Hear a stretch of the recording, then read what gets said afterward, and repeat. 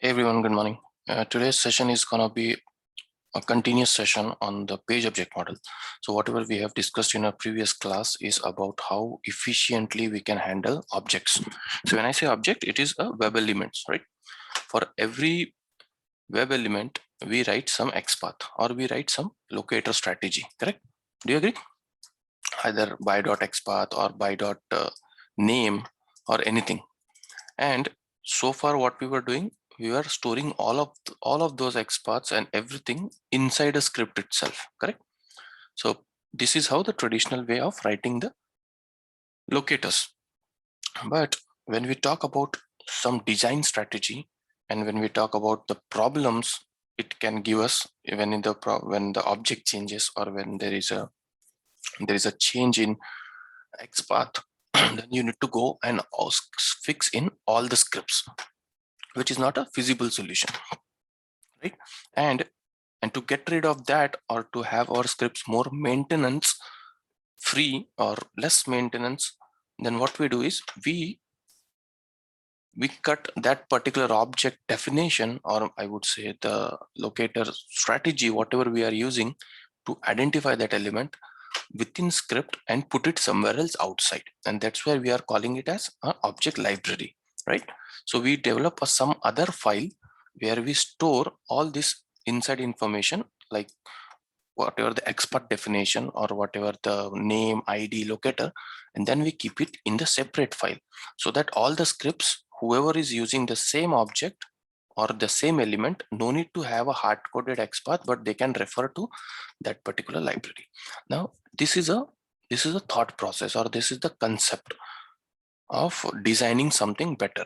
Now, how do we do that? Is I explained you in the next chapter of the page object model, where what we do, we create a file where we store all of them, all the objects, and there also we divide it into multiple categories. For every page, we create a one class file. So let's say for login page, I have one class file. For checkout, I have other. For home page, other. Similarly, for every classes, every page, I may have a different class. And in that every class, what we do, in that every class, we create some kind of structure like this. So let's assume this is my main script. So far, we are writing all our find dot driver dot find element by dot xpath, everything we are writing inside a script. But now we are talking about designing something better, and that is why what we are doing, we are creating a separate class basically based on the page. Let's say this is a login class, and then there is another class for home, and now inside this class we are constructing our objects. So how we are constructing that object is something we need to learn. Now here, let's say if this is my typical page, for example, if so far what we were doing, if you see, if I cut this, then this is a typical test-ng test case, right? But now what we did, we wanted to use a page object model, and that's why what we did, we created a login class, a separate class, and then in that class we started identifying what all elements are on the login page. And then we came in this particular class and then we started putting it. So there is a specific way with which we construct these elements. For example, we write individual methods to identify them. So now here, there is no main method, there is no test-ng, nothing here in this particular class. There is only a method which will identify the element on the login page and return it. So for example, if you see this small method, public, its return type is web element because it's gonna return the element after it identifies. And then I'm simply writing a return driver dot find element by dot ID and whatever I want, correct? So I'm writing a small method to identify the username field and return it. So this small method is making sure that it identifies that particular username, and then what it does, it simply returns it, correct? Similarly, for the next element, I'm writing another method. So identify the password, whatever strategy you have. If you have by.xpath, then you will write by.xpath here, correct? So for every element, we write a small methods like this for the only login page. So if login page has a username, write a method. Login page has a password, write a method.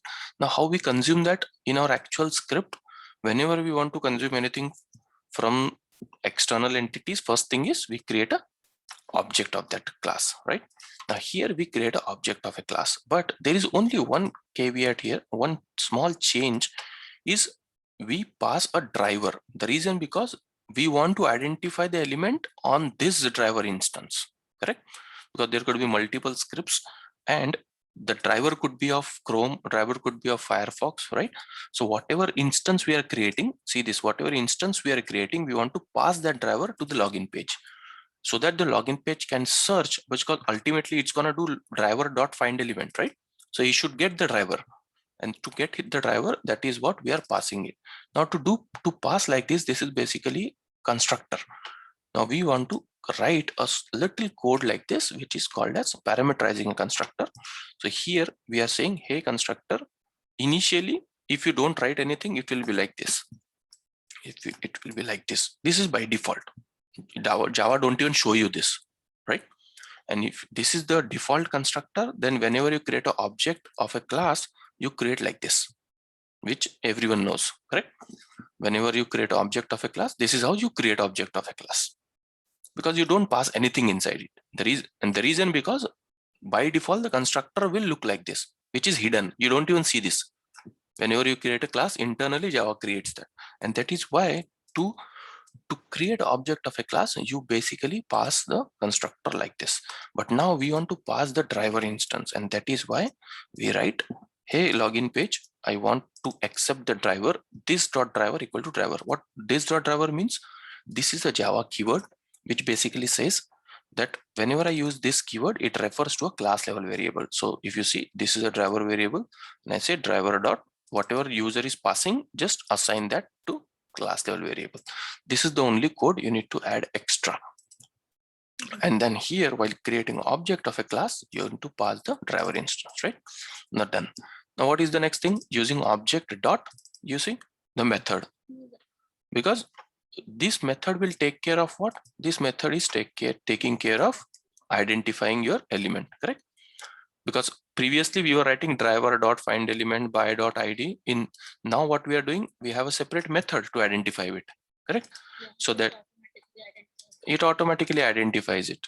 So here what control we are achieving by doing this design is, whoever is developing a new script, whatever the person is coming in your project and creating a new script, we are not exposing how we are identifying the email field to him, that is being controlled where? Here. So if he want to deal with a username field, this guy will do, this guy will simply come on this particular login page object dot, and then he'll use a method which is already being developed by someone else to identify that element. Agree? He is not doing a change of whether it is by.id or by.xpath, right? So we are basically promoting the reusability. We are saying, hey, everyone, whoever wants to identify a web element called email, then you simply use this method, right? So all the scripts will use, you create an object of the class page and then dot that method. And then of course, whatever you want to do, dot click or dot send keys or whatever, right? Based on your needs, you will either do a dot send keys or dot click or whatever. Similarly for the password. Now for the password, to identify a password field also, what we did in the login page, which is a separate page where we are storing all the objects on the login page, we created a separate method to identify that particular login field, and then we are returning it, right? We are returning it a web driver. And then here, if you come back, this is how we are. So this is the simplest and this is the most efficient way of designing your script so that you have a control on the objects. Now here in this script, if tomorrow if you have hundreds of scripts who are using the email address, right, and password, everyone will create object of that class and they will use exactly similar like this. You agree with me? All the scripts will use like this. And tomorrow, let's say if the user ID is no more, the username field is no more able to identify with the with this particular ID. They changed it to _1. Now what you need to do, simply come to this login class and then change it here. If you do a change here, all the scripts which are using this particular method to identify the username will automatically get updated, correct? So if you see this, right? So all checkout page, home page, all the different pages, you will have different class files. Every class file you will have different objects. So far so good. This is called as page object model. If it's asked in an interview, you need to first explain its need, that why we need object repository, why we need some kind of design pattern with which we can make our scripts less maintenance, which needs less maintenance, which are more efficient, which are more reusable. And first you will explain that, then you will explain what is page object model. Page object model is a design pattern, which means the way you design your scripts. Of course, you understand how to identify element, but you can write your scripts in various ways, correct? And this is one of the way where you are segregating, you are keeping your objects in a separate file, and then in a runtime, you are calling them. And how you are doing it? By creating a separate class files for every page. And on that page, you are creating a small methods like this. Now, this is a page object model. Now, page object factory is the advanced version of this. Now, what is page object factory? Now, page object factory, what it does, page object factory uses the test-ng annotation to identify the element. Now, here you may get confused. You say, Saurabh, how the test-ng is helping us to identify an element? Because the test-ng so far just helping us to run the test cases, right? But now if you see, test-ng is also evolving. Test-ng is having an annotation called find by. Now, if you see @find by, right? And then here, if you just give some, for example, if I want to identify this by ID. So if I say ID equal to, and then what was the ID? This, let's say username. Let me delete the _1. Okay. Now if I give, of course, in double quotes, and now if I type find by ID equal to something, whatever I want to identify, the next thing is what it returns? It returns a web element. So let's say I'm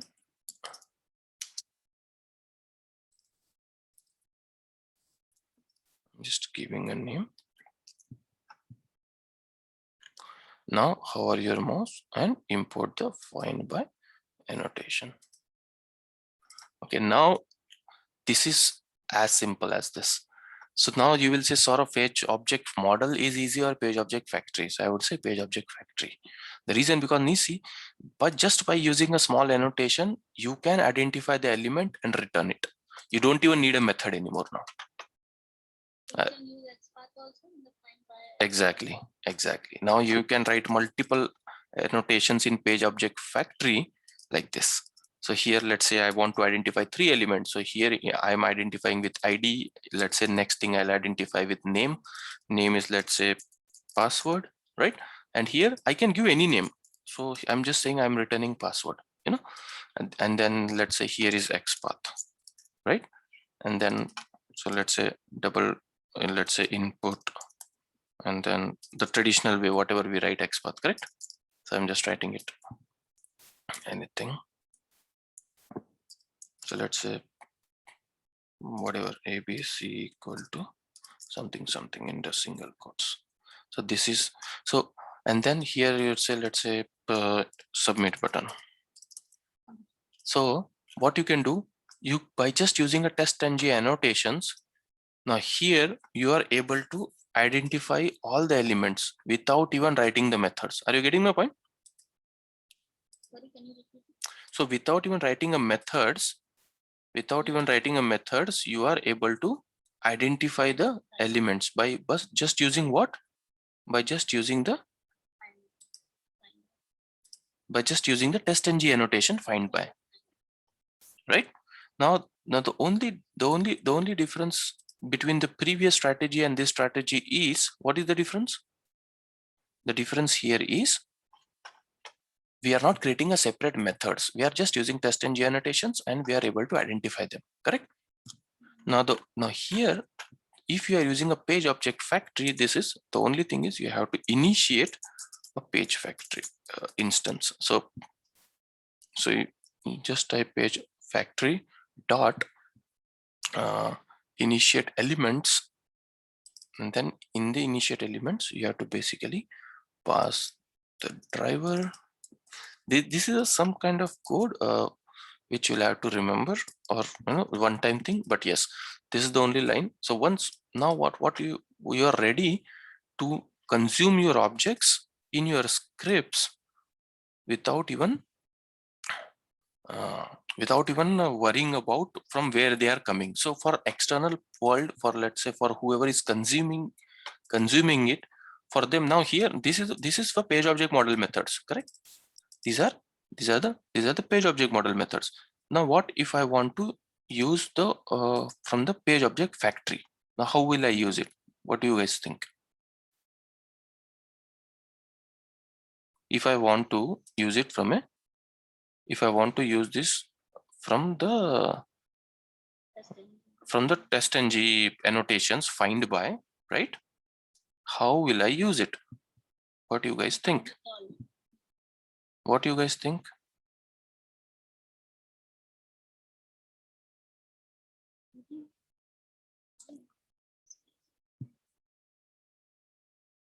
No idea.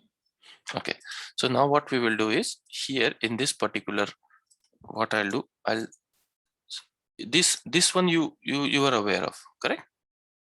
Yeah. Now here we have a method which is already exposed, correct? And here we identify this. Now what I'll do is here I'll just comment this for a moment, and what I'll do, return, instead of this, what I'll write is, let's say return username. Oops.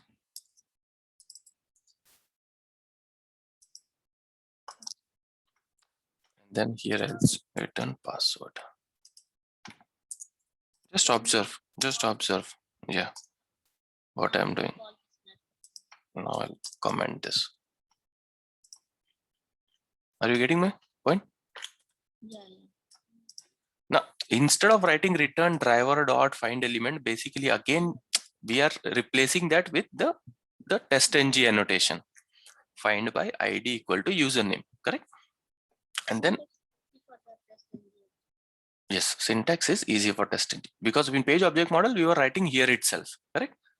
But now in the page object factory, let me delete it actually to avoid confusion. Now in the page object factory, what we are doing, these methods will be there, because ultimately for someone to consume it, they need methods, correct? So let's say I'm writing methods down the line somewhere else here, and then all this find by will be at the top. Are you getting my point?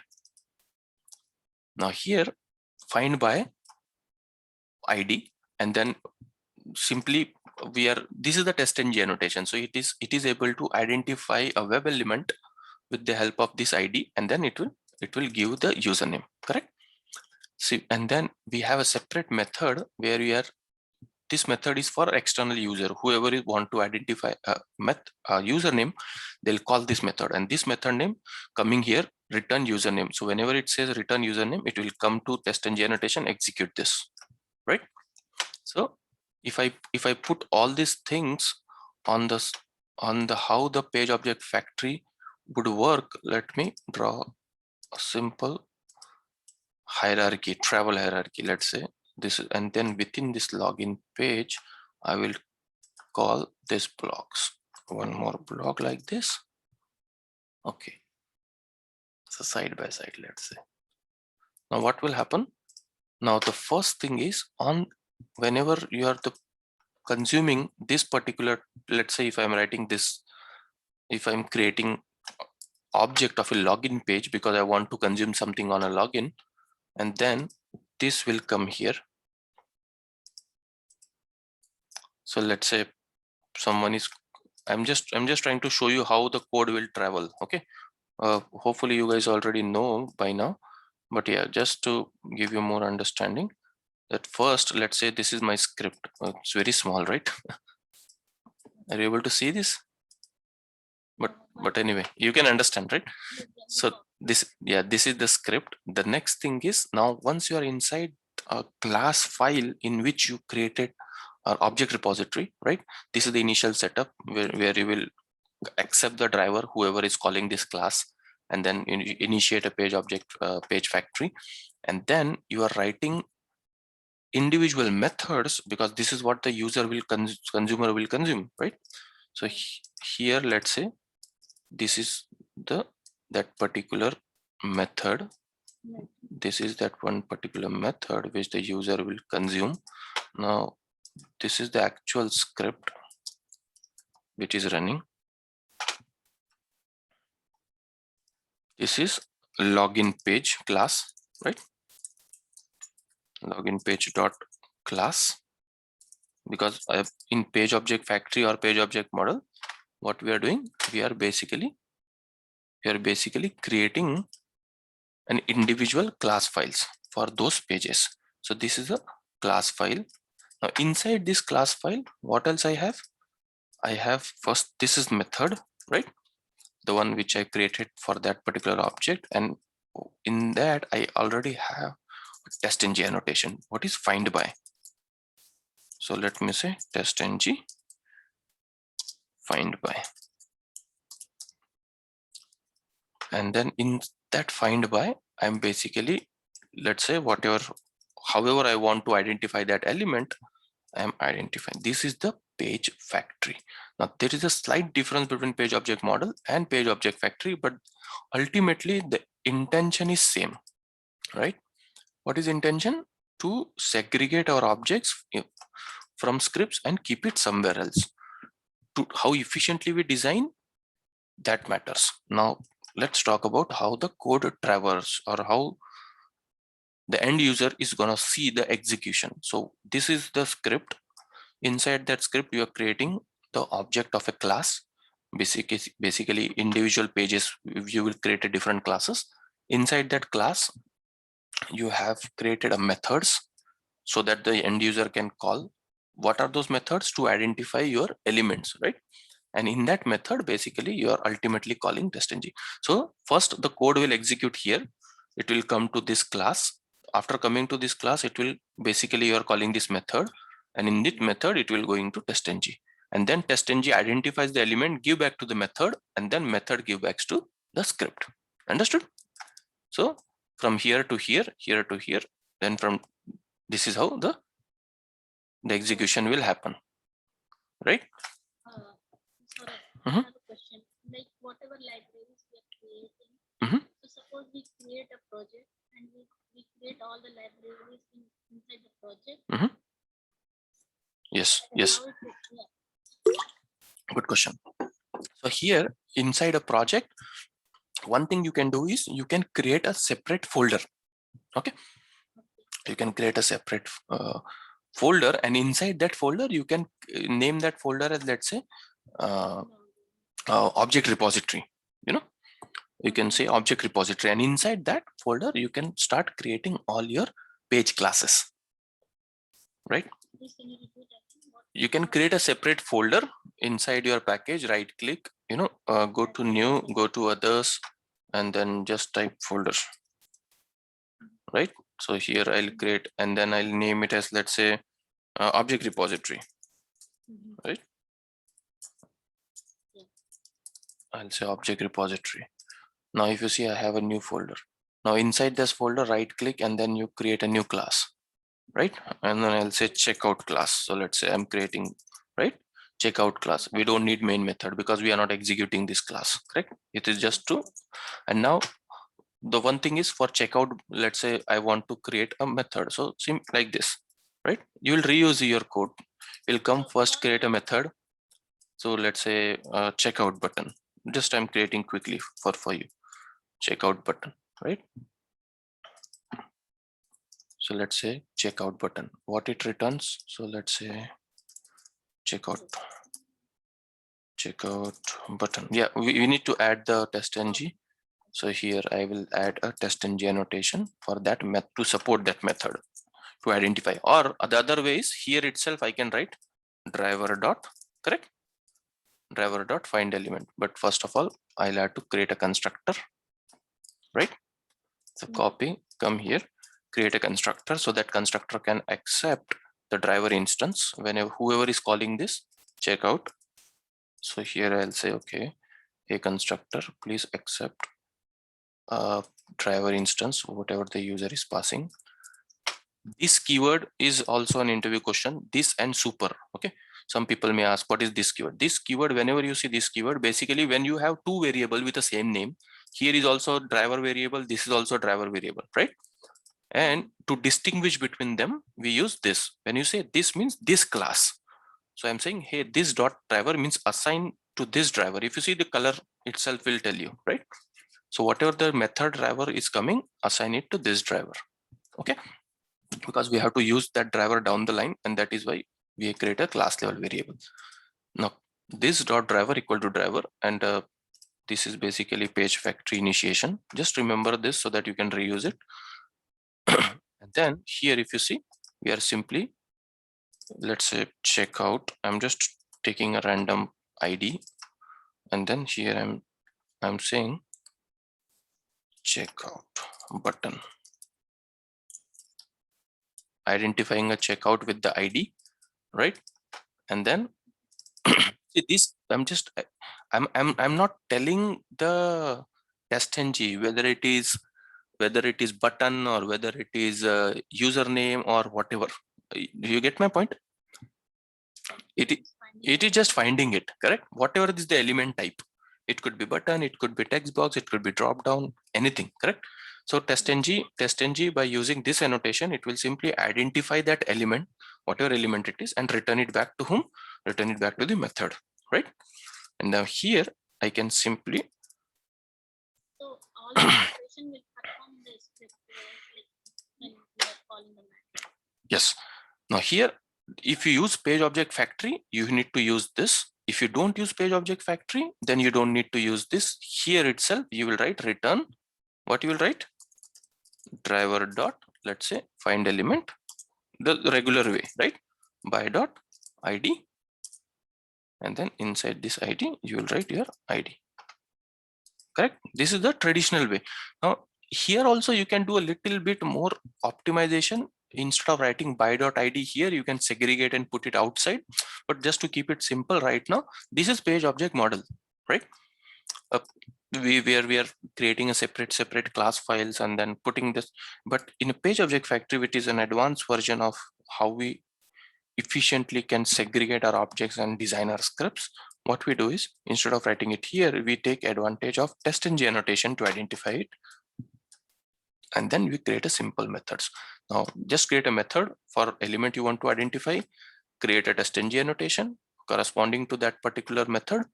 And then in the script, whenever you want to, now here, if I want to go to and get the checkout, what I'll do, same thing, right? Create a object of a checkout. Do you agree? Now here, class name, let's say checkout, object name equal to new class name, right? And then hover your mouse and import that particular. Oh, did I create package altogether? Okay, maybe I created a separate package itself rather than creating a folder.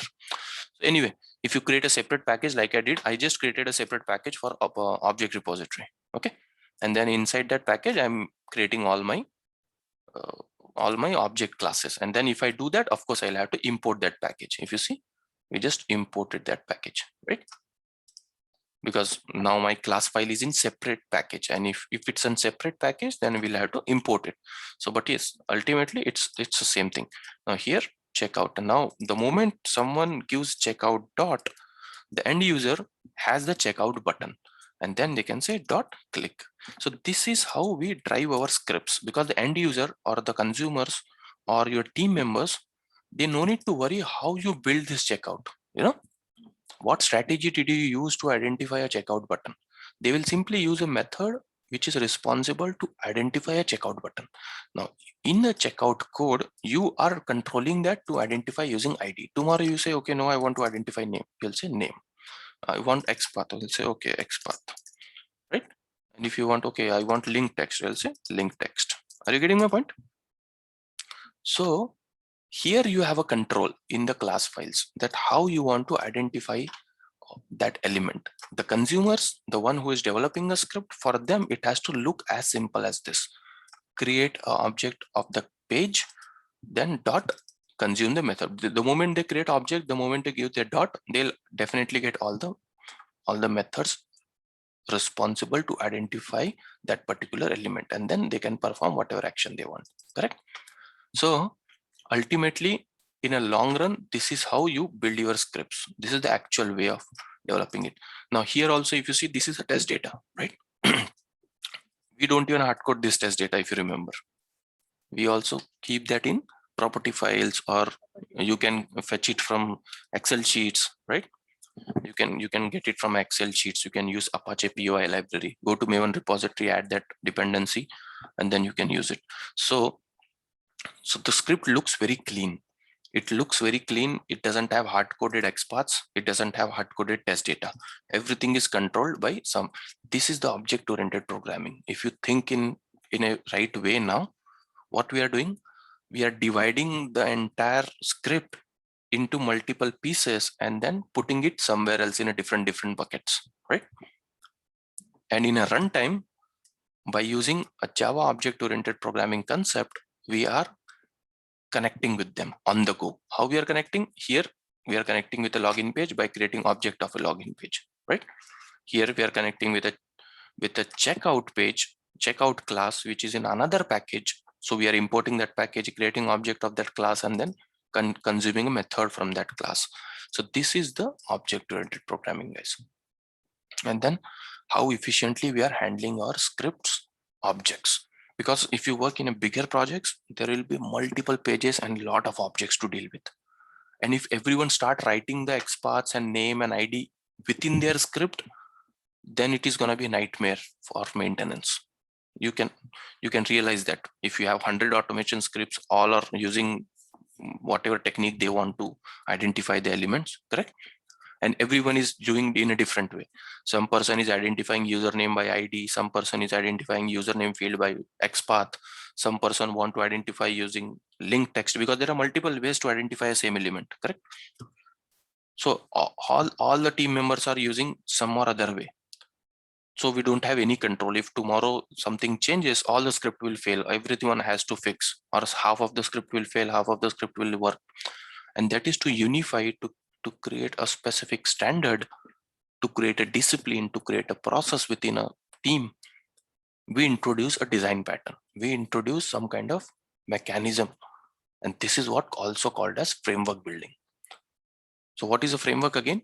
Framework is a collection of assumptions, discipline, process, which you bring it together for efficient automation, for maintenance-free automation, or for more productive automation. When you do things like this, you can say, I am contributing in framework development. Are you getting the point? These all concepts, these all strategies, these all processes, when you bring it together, and when you understand its need, when you understand what problem statement I'm trying to address here by implementing this, and when you explain it to your team, and when you start adopting that concept, you start adopting that particular process, basically you are developing a framework for your team, and team is started using that framework. Okay. So this is all about Page Object Factory and Page Object Model. Let me